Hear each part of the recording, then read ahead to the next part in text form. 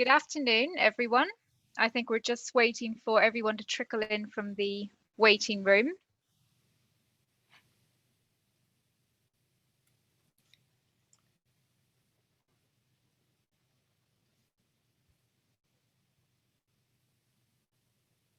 Great.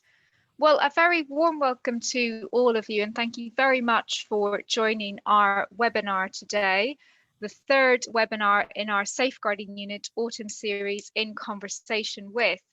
My name is Maria Strauss. I'm a partner in the Farrer's Safeguarding Unit and Employment team, and I'm joined today by Associate Lawyer Sophia Coles, also in the Safeguarding Unit and Employment team, and Mary Sharpe of the Reward Foundation. And today we're discussing the damaging impact of pornography on young minds and children and young people, their mental and physical health. It's a really important subject. And I've had the benefit of having a few conversations with Mary in advance of today. And the more I've spoken to Mary, really the more convinced I've become that this is an area that isn't that widely understood, I think, by most organizations working with children, but is a really critical health and safeguarding issue. So I'm really delighted that this is a subject that we are addressing in our autumn series. I can also tell you that Mary is a real expert in this area. And in our discussions to date, I have challenged her about some of the assertions and claims and statistics that she has provided to us, because I have been so astounded and, shocked basically by what I've heard. And pretty much everything that Mary has said to us she has backed up by research, global research, and science. So that's been really reassuring, and that Mary's assertions and claims are very much grounded in the huge amount of research that she has explored and in fact also contributed to and carried out. Some of the assertions that Mary will make today are really very shocking about the number of young people and children viewing porn, exactly what they are viewing, and the very real physical and mental health impact. So we're going to be unpacking all of that with Mary. And I should say to you that we aren't here today to judge anyone or blame or shame anyone on this topic, but we really hope to have an honest conversation about the impact on young people. And to that end, I have asked Mary not to minimize her language or really mince her words, because I think we do need to know the reality of the issue. And so just a slight warning that some of you might find what Mary says quite shocking. So I'm going to basically jump straight over to Mary, and this is an interview style. So basically I will be asking Mary some questions and she will be answering. Sophia is going to talk to us a little bit later about the passage of legislation in this area, age verification legislation, and what has happened to that. And we will break at regular intervals in the discussion so that we can hear from you from the chat box if you have any questions or comments. So please do post them in the chat box, either privately to myself or Sophia, or to everyone, whichever you prefer. So Mary, I'm going to ask you to please kindly introduce the Reward Foundation. What do you do, and what's your background? Okay, thank you very much, Maria. Well, first of all, my background is that I did a psychology degree before I did law, and I practiced law, mainly family law and criminal law. And I worked at the European Commission for a number of years as well. But about the Reward Foundation itself, we set it up, and it's the Reward Foundation Love, Sex and the Internet. We set it up in 2014 to make people aware of this evidence base around porn's impact on health, learning, relationships and legal liability, especially as it affects adolescents. In 2012, I helped organise the first ever TEDx event in Glasgow and invited Gary Wilson, a science teacher from America, to talk about his website, yourbrainonporn.com. And his popular talk, The Great Porn Experiment, with now over 13.5 million views, explained the research about how porn affects the brain and how a large range of mental and physical health problems and relationship issues cleared up when consumers quit porn. Now, given how much the internet was becoming embedded in our lives, I thought this was an important good news story that more people needed to know about. Also, my interest has always been in what makes intimate relationships work best in the long term. And as a lawyer, I was often saddened by the extent of fallout from broken relationships and unhappy families, as well as the growing extent of sexual assault in the criminal law. And I wanted to know what would make relationships better. So here's what we were learning. Of all activities on the internet, porn has the most potential to become addictive, according to some Dutch neuroscientists, and that was already back in 2006. And the evidence since then has only reinforced that. We follow the research in neuroscience and social science on a daily basis, and as you pointed out, we produce our own peer-reviewed research papers. We also draw on informal research from the self-reports from tens of thousands of young people on the porn recovery websites. For the past 4 years now, we've been accredited by the Royal College of General Practitioners to train healthcare and other professionals about porn's impact on mental and physical health, especially the growth in sexual dysfunctions. We've also developed 7 core lesson plans about internet pornography and sexting for schools, and are making them available for free so that no one can miss out because of cost. And perhaps we can discuss those later. Certainly. Mary, thank you very much. That is helpful. As you say, we will be discussing strategies for organisations, parents, a look at what the government can do later. I wonder, Mary, can you firstly tell us about how the porn industry is structured and what are the commercial interests behind the porn industry, and what do they hope to get from their audiences fundamentally? Okay. Well, the porn industry is one of the most highly sophisticated technology industries in the world. In fact, a lot of people say that it's pornography that has been driving the developments in the technology of the internet. And a company called MindGeek is the main player behind it. It's a multi-billion-dollar company owning around 90% of all porn sites, including the largest and best known one, Pornhub. Now, MindGeek has a complex structure of multiple companies in many countries, headquartered for tax purposes in Luxembourg, but its main operational base is in Montreal, Canada. It's a private company, and interestingly, nowhere on its website does it mention the word pornography. Now, they offer most of their websites for free to lure people in, but have premium sites that cost money. And like all technology companies that are part of the attention economy or surveillance economy, as it's now called, they gather personal data and sell it on to third parties, primarily for advertising. And apart from premium sites for niche content, they sell products such as sexual enhancement pills, generic Viagra, sex toys and the like. And today, sex toys are worth around $28 billion a year and growing fast, especially during COVID. Now, porn companies receive billions of ad impressions a day on their many websites. They make money from every page that is opened.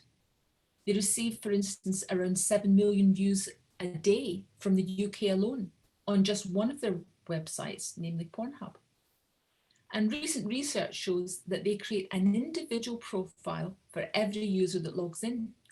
This way, they gather more information and personal data than even Google or any other tech company.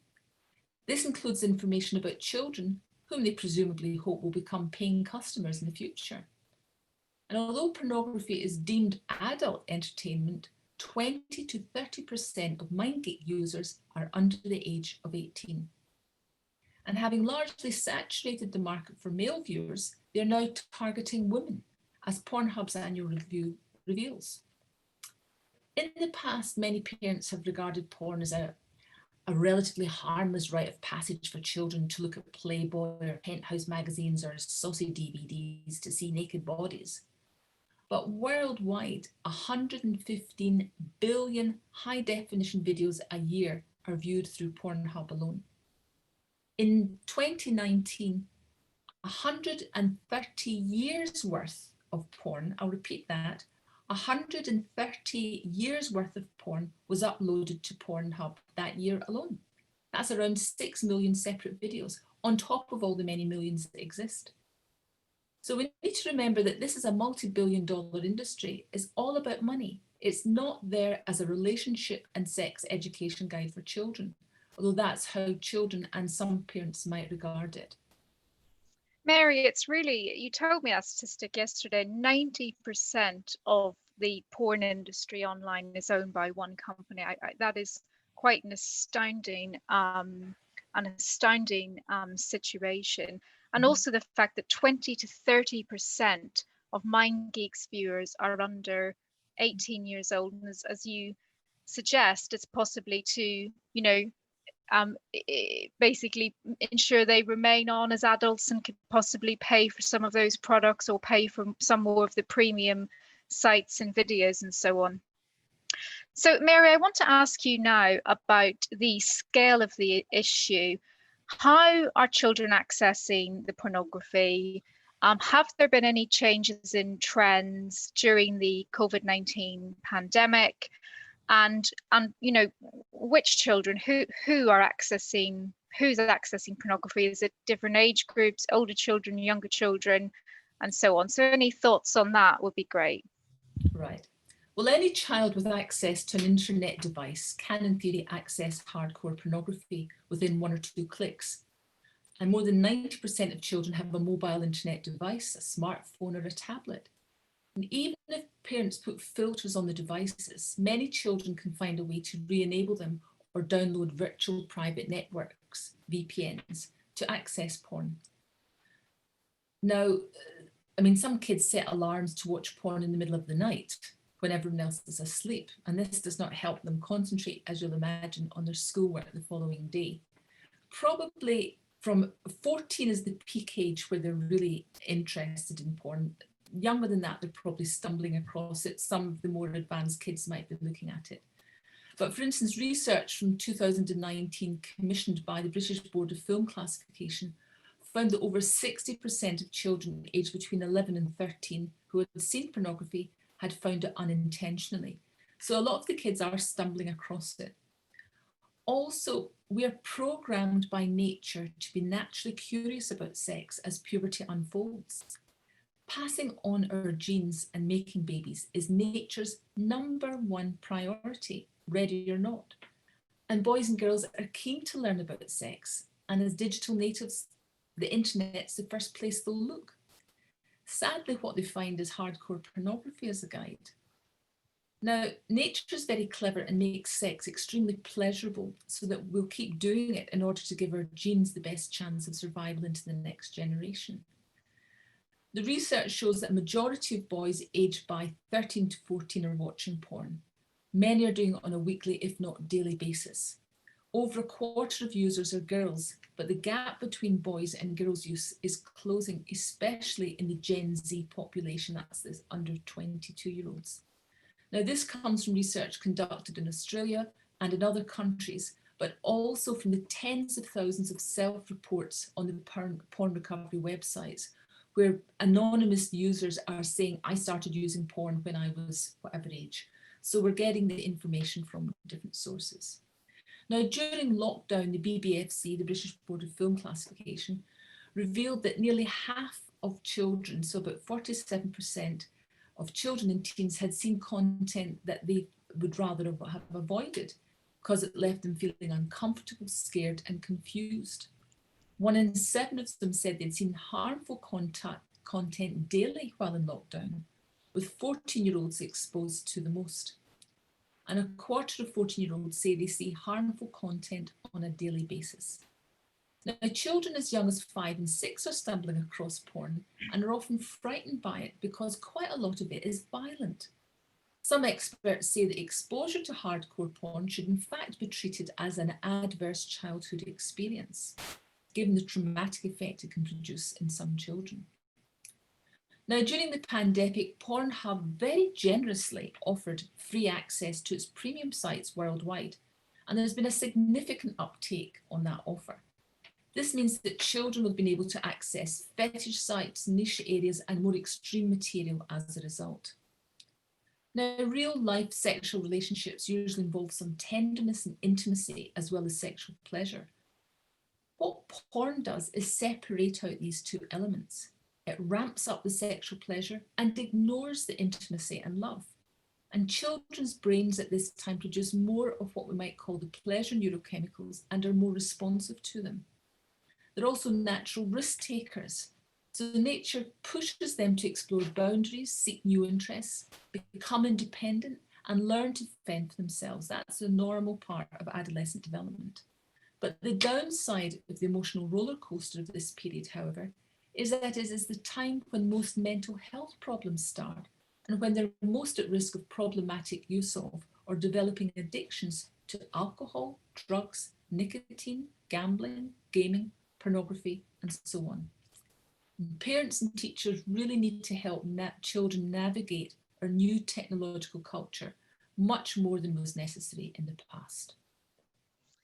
Mary, someone posted in the chat box querying the 130 years worth of porn uploaded in 1 year, which is one of the things I said to you was truly astounding. And what you said to me was that there's so many videos uploaded that someone has added up the time of those, the duration of those videos, put it together, and that's actually how many years worth of porn is available on the internet. And you told me yesterday, which I thought was fascinating as well, that the videos are deliberately quite short so that, you know, they don't lose people's attention. And if anyone knows how, you know, the YouTube system works, one video stops and it automatically goes on to another. That is what is apparently happening on some of these websites as well. Is that right, Mary? Yes, that's right. But also one of the complaints that people who have produced porn in the past, you know, as companies are annoyed that MindGeek have hijacked and pirated a lot of other, I mean, they probably bought some of the companies, but they're pirating it. But the fact is, anybody with a smartphone can create porn and put it up. One of the problems of young people is that even girls sending nude pictures to boyfriends can be uploaded, or pals taking videos at school parties or parties in someone's house. That is pornography. So it doesn't have to be the paid actresses. It's also, you know, in relationships, there's been a huge rise, for instance, in revenge porn, where people are couples who've maybe been filming themselves having sex for their own entertainment. When the relationship's over, someday, you know, the disgruntled partner puts that up on the internet. That's pornography. And that's happening all over the world. Yeah. So it doesn't take a huge stretch, but there is information on that about how so much has been made available. Yeah. Mary, I want to, it's very interesting. I want to come on to look at what are the young people and children actually seeing? What do you mean by porn? And I said at the start, I asked you not to minimize your language, and if you can be honest and tell us what they are viewing, because I'm sure many of us on the call won't necessarily know. Right. Well, first of all, there are various definitions of porn, and even within the statutes, there are various attempts to pin it down. But basically, we're talking about sexually arousing material made for other people to view. Now, the development of modern day porn is very different to the porn of, say, 10 or 20 years ago, just because for the reasons that we've discussed so far. And you might say, well, porn's always been there, so why is it an issue now? Well, porn today is totally different from porn of the past. It's no longer just sexy poses of nude women or couples having sex, but hardcore sex that previously was only accessible from specialist adult shops. It's available for free now in streaming high definition videos with sound, which is something you don't get from just pictures, with every type of imaginable and unimaginable types of sexual activity. So in 2010, there was a piece of research done. Now, 2010 is a million years ago in internet terms because things move so fast. This was looking at internet pornography in the previous 10 years or so, when VHS videos were most popular. So this was research done on the most common themes found in the 50 most popular VHS videos at that time. And here's a list of what those activities, mainstream activities, were. So gagging, that's like forcing a penis to the back of the throat. Choking, which has been redefined by the porn industry as airplay or breath play, but it's basically strangulation, and I'll come back to that in a moment. Rough anal sex, ejaculation in the face, spitting on the face, anus to mouth action, hair pulling, and verbal abuse. Now, in the interim period since 2010, the themes have become much more violent and coercive and are more readily accessible in the free streaming high definition digital format compared to VHS videos. Multiple partnered sex, rape, incest, torture porn are common themes today. Now, these themes are shaping the sexual tastes of children and raising expectations about what to expect in a sexual encounter. And it's the largest unregulated social experiment in human history. Never before have so many people, especially children, had unfettered access to such hyper-stimulating material that is regulated offline in sex shops, but not online. And Mary, it's interesting because it's interesting what you say about how it's become, you know, more violent, potentially misogynistic, abusive, and so on. And I know that this was an issue that was in part at least considered, or concerns were raised when a parliamentary committee looked at sexual harassment of women and girls in the public arena, in public. And I think that there was certainly correlations between watching, they looked at research that pointed to, you know, a direct correlation between viewers of pornography finding sexual harassment more acceptable. You know, so one wonders if things have become more extreme online, and this is what our young people are viewing now, what their attitudes will be in 10 years, for example, when they're in the workplace dealing with women, dealing with sexual minority groups. Perhaps a discussion for another day, but nonetheless, I think this is a sort of multifaceted issue with any number of sort of separate potential consequences. Yeah. I'm going to move to Sophia very quickly, who is moderating the chat box or monitoring the chat box, and is going to pick up any questions from our audience that have come through. Sophia. So the chat box has been, there's been some really interesting thoughts and reflections coming up. So thank you for those. It looks like there are two sort of themes coming through, Mary. One is around images being uploaded on porn, which are where the individual involved in the video isn't consenting, and maybe it's been uploaded under duress or without their knowledge. And then the second theme is this idea that porn is in some spaces potentially a positive thing, or even there's the possibility of porn being a positive. So I wonder, just going on that first theme about when images are being uploaded without consent, is there any form of redress? Do you have any experience of how responsive porn companies are to people requesting to have things removed, or whether there's any kind of regulation or surveillance from the criminal law even? Well, there's two things there. There's actually legislation on revenge porn in the criminal law in Scotland and in England and Wales. So, and someone can get up to, I think, even 5 years imprisonment for that. And it's slightly different in Scotland, that even the threat of putting sexual material without consent online is a criminal offence. I don't think the threat in England I don't think that is a criminal offence in England, just the threat of it.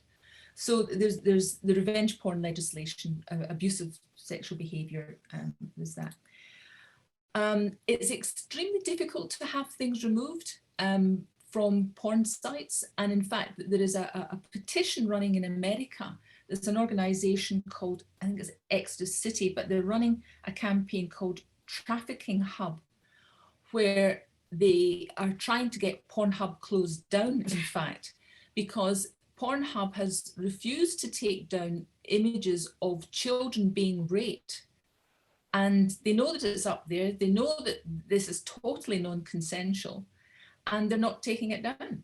So, and the more people look at that stuff, the more it reinforces it. There's huge amounts of trauma done to people who have non-consensual sexual images broadcast all over the internet about them. There's a lot of women suffer lots of trauma for years to come, even people who have been trafficked and have exited being trafficked or exited sex work, prostitution, whatever, that they're constantly being seen, and it can affect all areas of their life. There's a lot of post-traumatic stress for people who, in a normal situation, the stuff's been posted. When people look at them in the street and think, have they seen images of me, and what that can do? So it is pretty hard to have stuff removed. And that's why we think it's important to try and educate people, particularly young people, who think this is just a jolly jape, you know, taking pictures or filming pals at a party having sex and putting it up on the internet. There are lots of long-term repercussions of that.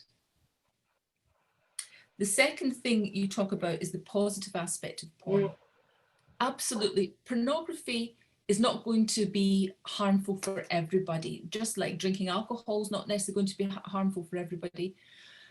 Alcohol we can't equate them just the same. They both affect the same part of the brain, the reward system.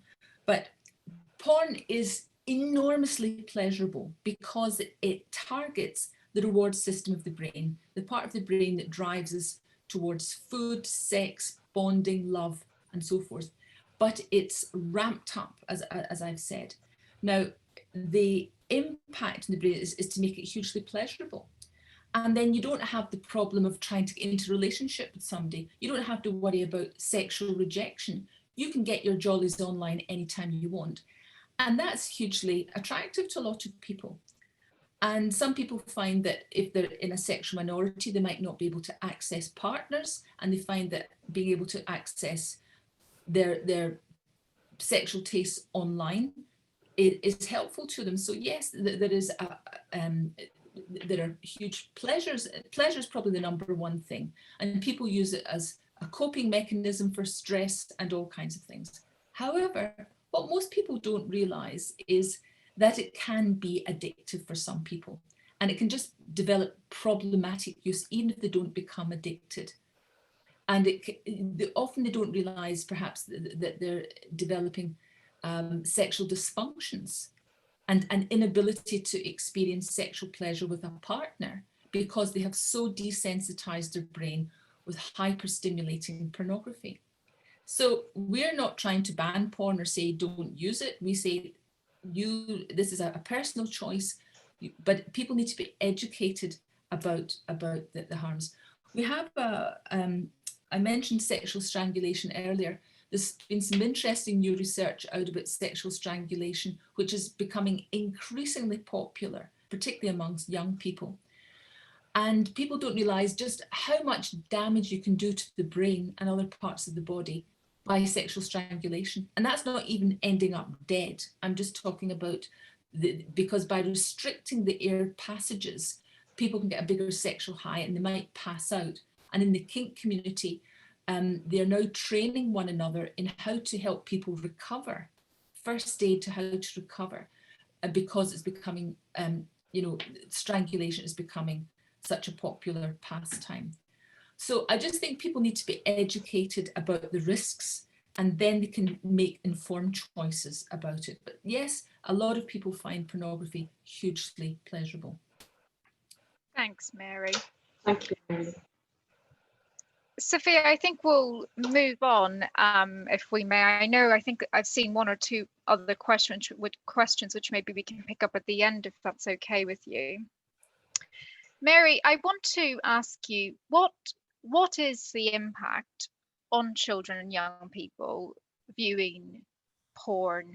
What is the impact now on them, and what is the impact later on in their lives, if any impact? Well, do you want me to talk about addictions at all, generally? Yeah, that would be, yeah, we start with that, great. Yeah, I'll maybe start with addictions because children are less likely to become addicted, but I'll explain that in a moment. We're all familiar with substance addiction, such as alcohol, nicotine, heroin, cocaine, refined sugar, and so on. But what you may not have known is that these addictions are defined medically as a dysregulation of the reward system of the brain, where the dopamine and opioid systems go out of balance or out of control. Now, dopamine drives the wanting or desire for something. Natural opioids in the brain produce the feeling of euphoria or pleasure itself, the high. Now, today, a new category of addiction has emerged, behavioural or process addiction, largely since the advent of the internet and smartphones. In 2018, the World Health Organization recognised compulsive sexual behaviour disorder for the first time in its International Classification of Diseases 11, so ICD-11. Now, this is bigger and more worldwide manual of diseases than the American DSM-5 or the Diagnostic and Statistical Manual of Mental Health Disorders. A lot of people are familiar with that. Already 80% of people seeking treatment for compulsive sexual behaviour, and that includes porn, they report problems related to out-of-control pornography use. And another part of the ICD-11, this international, this World Health Organization manual, can be used by doctors to diagnose out-of-control pornography and masturbation use as an addictive disorder. Online gaming and gambling can also be diagnosed as addictive disorders, and that's new. As I say, it's something new since the internet really has come along.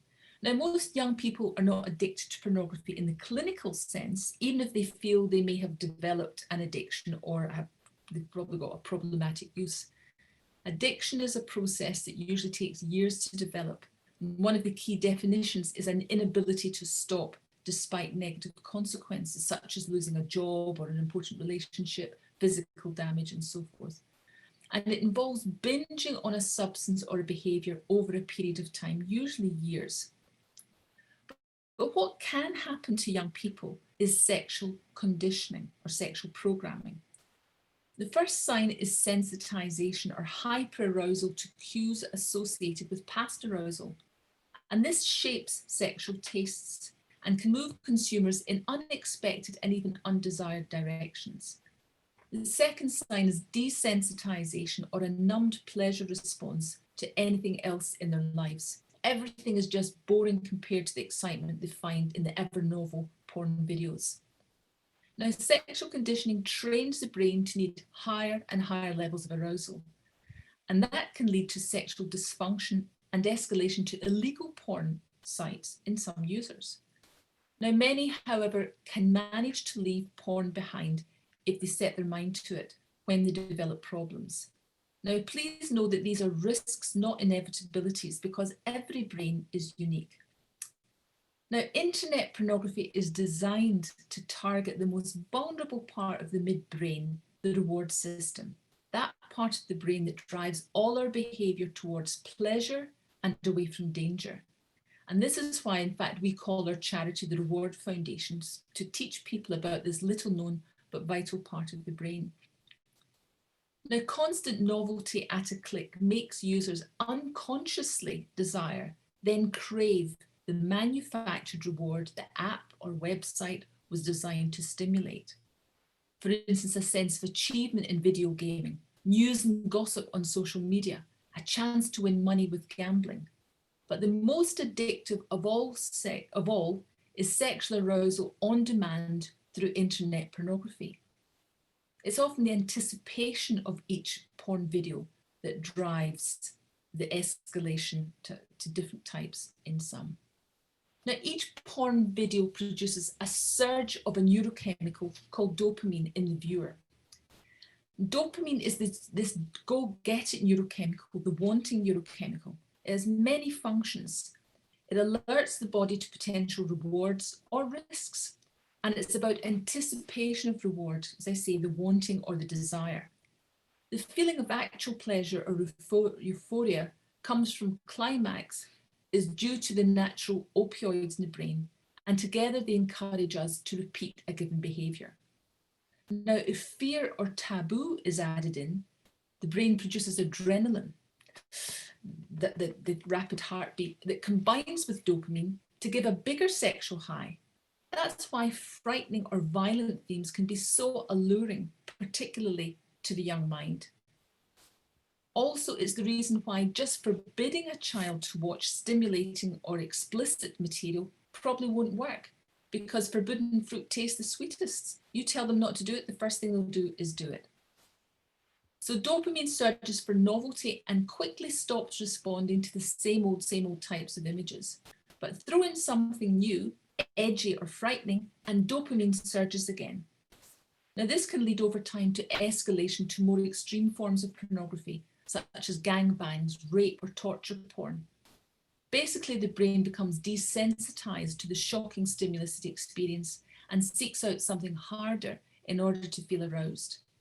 In the absence of something edgier, the brain can start to experience withdrawal symptoms such as brain fog, irritability, depression, social anxiety, and so forth. Now, the same thing happens with drugs. The type of substance addiction we're all more familiar with. With drugs, a user needs more of the same to get the high due to tolerance or desensitization. With porn, it's something new or unexpected that leads to tolerance and escalation. Now, the porn industry is always pushing new genre of videos through thumbnail videos on the sidebar, like YouTube, ready to start as soon as one video has finished. And this keeps a user's dopamine levels high and coming back for more. Most important of all, dopamine reinforces those brain pathways, making them stronger. This means that when a person is bored or lonely or anxious, as kids often are, they reach out of habit and, importantly, unconsciously for a convenient, tried and tested source of entertainment. Nothing in everyday life seems as pleasurable as new porn. Everything else is dull and boring by comparison, especially schoolwork. And the heartbreaking fact is that no human being, no matter how beautiful, intelligent, kind, or sexy, can compete with the level of arousal produced artificially by internet pornography.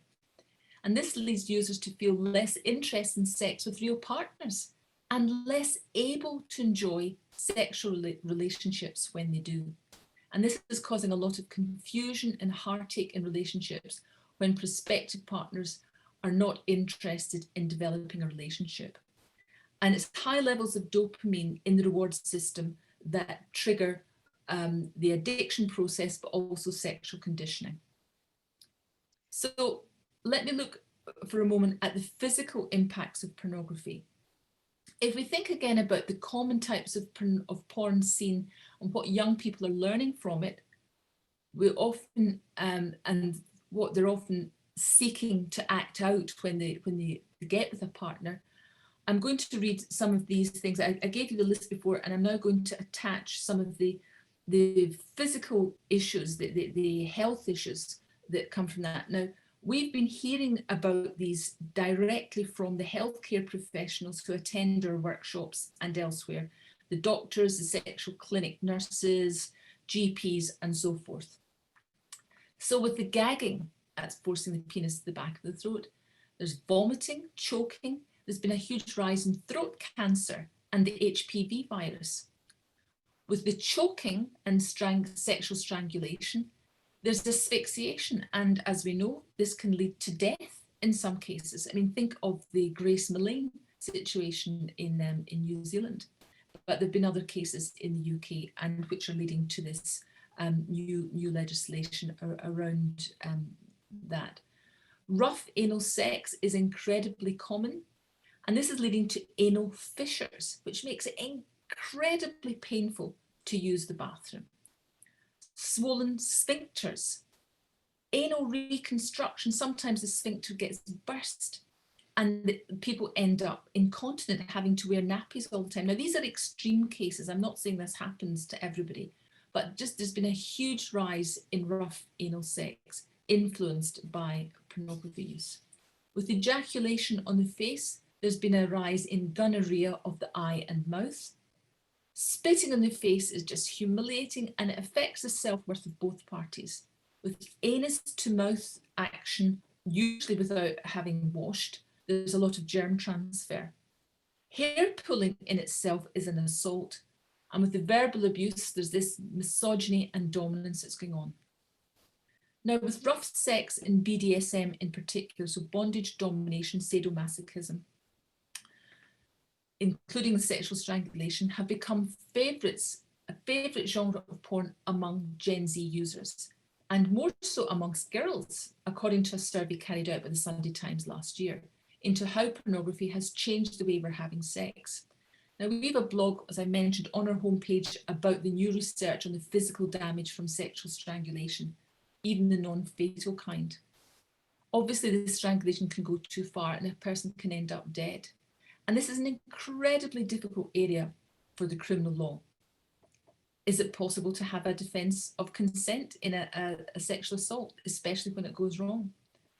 So this, and there was actually an article this week on Tuesday in this week's Guardian about the rough sex defence. Now, porn-induced erectile dysfunction is an increasingly common problem amongst young adult men today. Many started out using porn when they were around 12 or young teenagers and use it increasingly over the years. Now, the problems incubate for a while before they really manifest, and many don't realise they have sexual dysfunctions until they try to have sex with a real person. And we've seen a rise in porn-induced erectile dysfunction from around 2 to 3% in 2002 to over 35% today in men under 40. And it's mainly in the 20 to 30 year age group.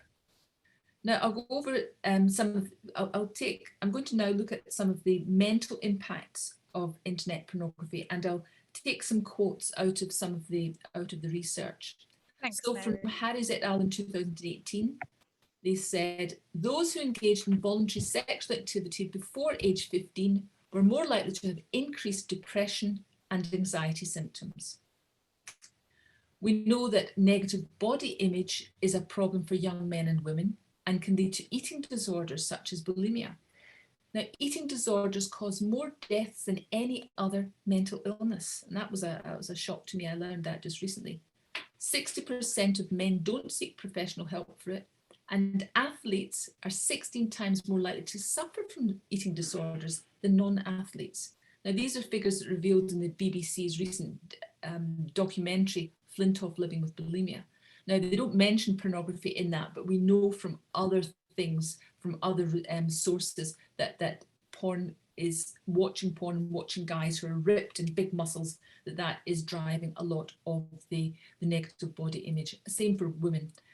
Women are extremely prone to eating disorders, trying to meet the impossible standards of airbrushed and surgically enhanced models seen on social media today. Now, watching hyper-arousing material, often late at night in bed, over time leads to a range of mental disturbances for many that are exacerbated by a lack of restorative sleep. People on the recovery websites report brain fog and an inability to concentrate, lethargy, no motivation for anything outside porn. This inevitably impacts on attainment in school. Porn can cause social anxiety, depression, irritability when not able to access porn, a lack of interest in real relationships, and more worryingly, an inability to enjoy sexual relationships when they do engage in them. All the while, the brain is becoming desensitized to everyday pleasures and a feeling of numbness pervades. This is evidence that the brain is rewiring, becoming sexually conditioned or programmed to need higher and higher levels of arousal. Now, as to social impacts, with sexual harassment, there is more sexual aggression in relationships and in sexual harassment too. And from a review done again quite a long time ago in 2012, there was looking at the impact of internet pornography on adolescents. They said, a review of the literature shows that more frequent exposure to porn is consistently related with increased engagement in sexual activity, such as an earlier age of first sexual intercourse and experience, the higher variety of sexual behaviours, as well as sexual harassment perpetration. A piece of research from this year, recent studies have found changes in sexual practices of young people which are attributed to viewing pornography, such as an increase in anal sex and casual attitudes to consent. Links between porn use and sexual coercion have also been found. From a piece of research in 2018, sexting has been linked to a range of specific offline sexual behaviours, including oral and anal sex, having multiple sex partners at the same time, having a higher number of sex partners, consuming drugs or alcohol prior to also having sex, and having unprotected sex.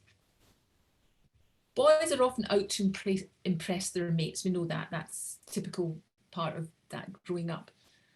And one of the activities they engage in is anal sex to earn brown wings. And apparently it's a common rite of passage amongst young men today. So often on first dates, all that boys want to do is anal sex. Needless to say, these mental and physical issues can produce problems for those seeking to get into sustainable relationships. And half of children with porn problems are virgins, so lessons on consent alone, the default option in much sex education today, while useful, is simply insufficient for them. And a psychiatrist I've been doing work with on sexual offending says that she has endorsed this, saying that lessons on consent are totally inadequate. Now, there's been a huge rise in child and child sex abuse across the UK, especially during the pandemic, and many young offenders, as well as the police, blame pornography. Much of this child and child sex abuse takes place within the family or friendship circle. Now, schools are seeing a rise in coercive sexting over the years, and this can lead to criminal penalties with dire effects on job prospects if they want to work with vulnerable people. Even voluntary work, they can't get it if they need a certificate to say that they are, that they're okay. If they've been engaged in coercive sexting, even at a young age like 12, 13, which they think is a jolly great fun, that can seriously impact their chances later on down the line. Now, on attainment, just the last point I want to make in this section is from research in 2014, boys with an advanced pubertal stage and boys high in sensation seeking more frequently used internet pornography. Moreover, an increased use of internet pornography decreased boys' academic performance 6 months later. So that's really worrying, particularly kids from more troubled backgrounds. Is going to have an impact on their attainment levels. Mary, thanks. And in fact, you've helpfully answered one of the questions that was in the chat box as to any links between children watching pornography and peer-on-peer abuse. And I think you've suggested that there is evidence to suggest such links coming from various quarters. And I just want to pick up one thing that I think is helpful for the delegates to know, which is that in the domestic abuse bill, which is currently going through its second reading in the House of Lords and is expected to pass, addresses the so-called rough sex defence, the idea that you can consent to your own death even, or serious bodily injury for someone else's sexual gratification. I think that is basically going to be outlawed by that bill. Mary, we don't have a lot of time left, and I'm keen now to come on to what can organisations do to protect young people? What are we advising our schools and churches and sports clubs and all of those listening as to what to do? And you've suggested that existing training and education around consent is not enough and is not addressing pornography as an issue? Yeah. Ultimately, it's all about education. This is, I mean, pornography is a challenging subject for most people at the best of times. Some people, some teachers do not want to touch it with a barge pole. A lot of parents turn a blind eye to it, or think, you know, when I was a kid, I looked at the odd magazine, didn't do me any harm. We're totally dealing with something different today. I mean, it's just so different, as I hope I've conveyed with the type of examples I've given. Education of parents, teachers, children themselves, of course, youth workers, clubs, politicians, healthcare professionals, religious communities, employers, HR professionals, and the public at large. I don't think I've left anyone out, but basically everyone needs to know what is going on, because so much of this is done in private, and the problems incubate in the brain over a period of time. So if somebody's drunk or takes drugs, you can see it physically, but we can't see it when somebody is impairing their brain with too much pornography. Now, in the United States, 16 states already have declared it a public health crisis. And it's very sad that the UK government, when it was already ahead of other countries in trying to tackle this issue with its age verification legislation for pornography, dropped the ball on it just before the general election. So what we have is we have 7 core lessons for free, so anyone can use them. And they've been developed over the past 3 years from over 20, with input from over 20 professionals across education, law, and health. So they are an introduction to sexting, sexting, pornography, and the adolescent brain, sexting, the law, and you, pornography on trial, where kids get to play a jury member and they examine evidence for and against pornography. There's love, pornography, and relationships, pornography and mental health, and then the Great Porn Experiment, which is an update on Gary Wilson's original TEDx talk. So as I say, we've made them free so no one can complain they can't afford them. And anyone, of course, is welcome to make a donation to our charity to help us continue to get the educational materials out there to all who need them. We also have, perhaps more importantly for organisations, a Royal College of General Practitioners accredited workshop that we hope to resume when COVID is better under control, and that we also plan to put online. But we've had people from all different backgrounds and professions, people who basically deal with others who may be vulnerable to porn addiction, come along and learn the type of things I've been saying. And this helps organisations understand the issues and look at solutions too.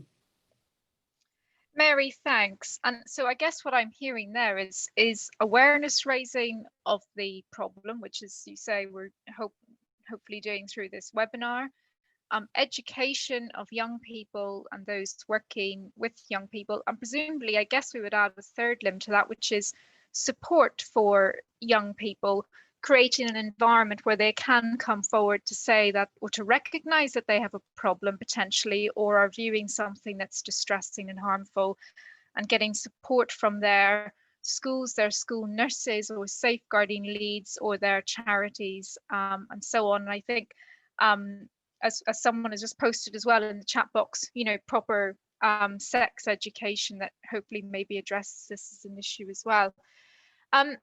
We've only got 5 minutes left, but we pretty much we're on the home straight to the conclusion anyway.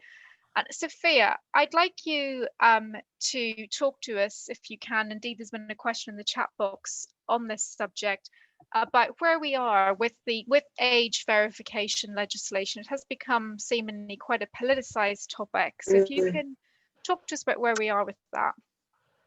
Yeah, of course. So and Mary's already touched on it briefly about what happened to this effort to introduce changes to legislation. So in 2017, the government introduced the Digital Economy Act, but didn't implement Part 3, which included provisions on age verification for pornography. And briefly, the aim for that was to make commercial pornographic sites have in place a mechanism whereby users had to prove they were over 18 before they could access it. And the British Board of Film Classification was going to be the regulator responsible for overseeing compliance. And there was some real teeth to these proposals, because if they had gone ahead, the if there was no compliance and there were problems reported, then the porn sites would have been subject to serious penalties, fines. They could have been removed from search engines or blocked. But as Mary said, last year, before the general election, Boris Johnson's government decided just to withdraw the plans, and that was a week before they were due to be implemented. The reason behind it was that he felt it didn't cover pornography that was found in social media, and that the better approach was to regulate everything together in the Online Harms Bill, which you may be familiar with, but under that there would be a duty of care on internet sites generally to protect users, and there'd be sort of one regulator overseeing it. But it looks like this bill won't see the light of day before 2024. And in the meantime, pandemic restrictions mean we've got bored, sexually curious children with more time on their hands, more opportunity than ever before to access, whether intentionally or not, really hardcore material, putting them at risk of all the harms that Mary has been sort of describing for us. There have been some age verification companies that have taken legal action against the government for withdrawing the plan so last minute. And there are campaigners, of course, for child welfare and online safety that are putting pressure on the government to implement these protective measures. I know Mary's Reward Foundation has been really involved in this, and the NSPCC as well has been quite vocal and public about its support for age verification. But I think realistically, with COVID-19, Brexit, it's quite likely the government's priorities and resources won't be focused on this issue. And I know that the Reward Foundation, Mary, you've done extensive work on it, and there was a conference this year dealing with this topic. And we'll be sharing a resource kind of sheet after this group, after this session to all those that have attended, and it will include a link to that and all the other helpful resources and lesson plans that you've mentioned. Perfect. Thank you so much, Sophia. Mary, in the couple of minutes we have left, I wonder, having covered what we think organisations can do, what the government could do, could you say a word on what all of those who are, have young people in their personal lives can do? So parents, or have nieces and nephews, grandchildren, whatever it may be. What can we do for the young people in our lives as parents and so on? Again, I would say people have to educate themselves about this. On our homepage, we have a free parents guide to internet pornography that's regularly updated. It's got lots of tips and videos and recommendations for filters and what parents can do, with links to how to have those challenging conversations and the like. So I know you've got that in the resources sheet that's going to be sent out as well. We recommend, above all, the book Your Brain on Porn, Internet Pornography and the Emerging Science of Addiction by Gary Wilson. This is the brilliant science teacher who did the TEDx talk. It's an updated book version of Gary's popular TED talk. There's also a free audio version available, and there's a link to that in your resources page 2, because people might not want a book that says pornography on it. So if they want to listen to it, that's a possibility. It's a very accessible book, and it has hundreds of recovery stories and tips by those who have unexpectedly benefited from quitting porn. We'd say consider delaying giving children smartphones till they're older. We've heard that the Chromebook that was given out by many schools during the pandemic has very poor filters and required the school's administrations to put the filters on, and not all schools were able to do that necessarily as effectively as would have been hoped. So, although it may not receive much attention in the current situation, as you rightly pointed out, parents should nevertheless, we think, write to their MPs and demand action on the age verification legislation for pornography sites.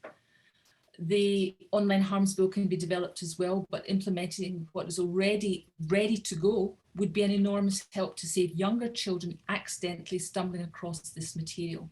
And waiting till 2024 is unacceptable. If enough noise is made, they may do something sooner. We certainly would encourage schools to use our free evidence-based lessons, and anything we can do.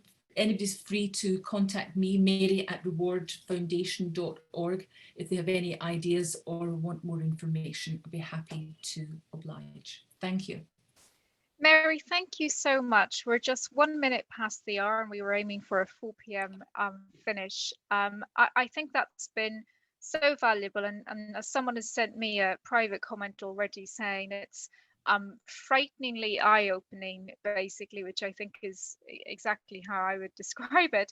I certainly don't need any more convincing that the idea of children and young people watching distressing, misogynistic and harmful material or stumbling on it could really cause them, significant harm then and there, if not potentially in later life. So I think you've given us a really good, summary of what's happening out there and some strategies as well for our organizations and clients to implement and so on. And as Sophia says, Mary has kindly, together with Sophia, pulled out a resource list for you of all of the different pieces of research and things that she's been mentioning here. And we will send you that after the webinar. So thank you very much, Mary and Sophia, and of course, Ellie and Maria for helping us set up the webinar today, and for everyone who has joined and stayed on, and your comments and questions have been really great. Thank you so much, everyone, and have a great rest of the day.